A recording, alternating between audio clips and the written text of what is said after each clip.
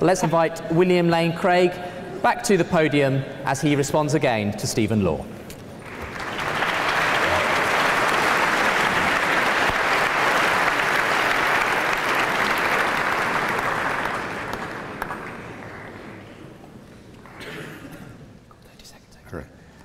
So far as I could hear, Dr. Law has yet to respond to any of my three arguments under my first contention that there are good reasons to believe that God exists.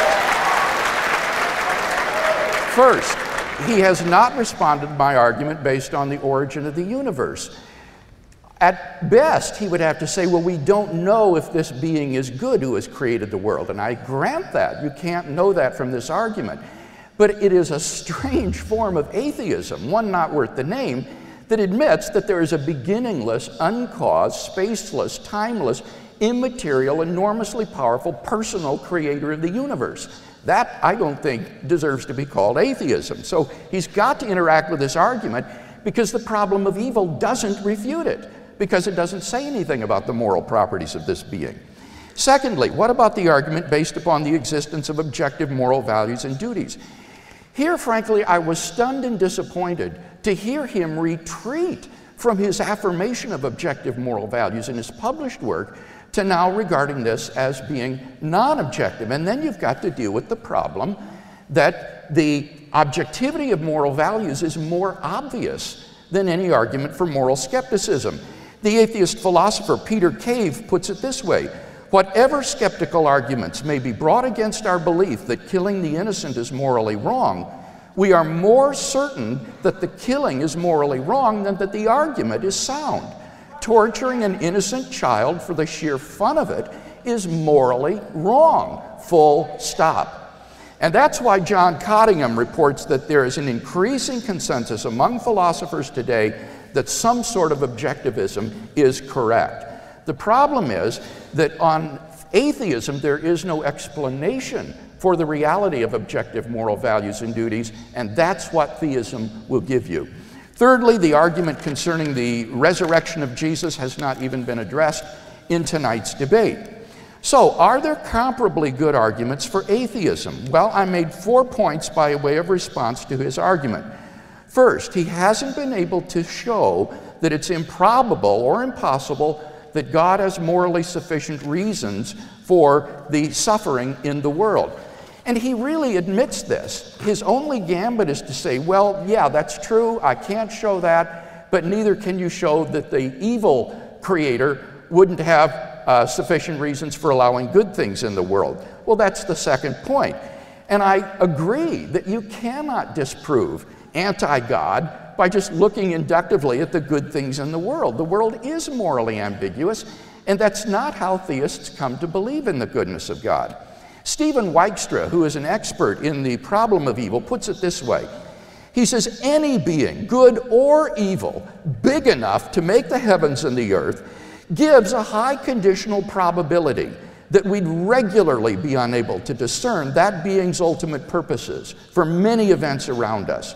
So our actual inability to do so isn't strong evidence that those purposes or that being isn't there. Just as the inscrutable evil in the world doesn't give much evidence that there's no totally good creator, so the inscrutable good in the world doesn't give much evidence that there's no totally evil creator. You don't decide that question inductively.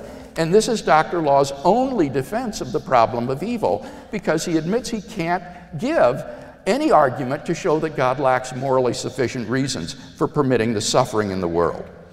What about my third point, that evil actually proves the existence of God? Here he says, quite rightly, you don't need moral evil to run the argument from suffering. You can just talk about pain and suffering. Quite right. But then that means you have to retreat from the affirmation of objective moral values in the world. If you do affirm there are objective moral values in the world, then you're immediately confronted with the problem of the objectivity of evil and its explanation. In his book, Humanism, Dr. Law says, and I quote, "None of this is to deny that there is a puzzle about the objectivity of morality, about how it is possible for things to be morally right or wrong, independently of how we or even God might judge them to be. And he has no solution to this problem to offer. He is simply left without an answer to the problem of the objectivity of moral values and duties.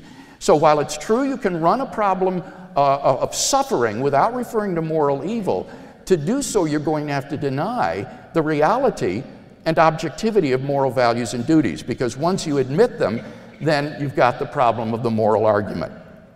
Fourthly, I suggested that animal suffering in the world is not as serious a problem as he thinks, because animal predation is part of a viable ecosystem in which this drama is played out, and that in fact animals don't have this third-order pain awareness of knowing that they are in pain and therefore they do not suffer as human beings do. And therefore this problem of evil, I think, though emotionally powerful, I grant it, is emotionally powerful. Philosophically, it is very difficult to run any kind of a successful argument against God based on the evil and suffering in the world. Let me make one last point on this question. The fact is that any event that occurs in history, no matter how trivial, sends a sort of ripple effect through history, so that God's morally sufficient reasons for permitting it might not emerge until centuries from now in another country. This was already understood in classical physics. James Clerk Maxwell wrote, "The rock, loosened by the frost and balanced on a singular point of the mountainside, the little spark that kindles the great forest, the little word that sets the world a-fighting, the little scruple which prevents a man from doing his will, the little spore which blots all the potatoes, the little gemule which makes us philosophers or idiots. Every existence above a certain rank has its singular points. The higher the rank, the more of them. At these points, influences whose physical magnitude is too small to be taken account of by a finite being may produce results of the greatest importance. The fact is that when we see an incident of evil or suffering enter our lives, we are simply not in a position to say with any kind of confidence that God lacks morally sufficient reasons for permitting that to occur. We're simply not in a position to make those kind of judgments competently. And therefore, it's simply impossible for the atheist to show that it's improbable or impossible that God has morally sufficient reasons for permitting the evil and suffering in the world, particularly when we keep in mind the Christian concept of God and the Christian purpose of suffering. It is not to produce happiness in this life. I grant it. It is rather to provide a context in which people may freely respond to God and his offer of eternal life and forgiveness and come to know him. And it may be that only in a world that is suffused with suffering of a natural and moral sort that the maximum number of people would freely come to know God and his eternal life. Dr. Law would have to show that there is another feasible world available to God that has greater knowledge of God and his salvation than this world, but with less suffering. There's no way the atheist can do that.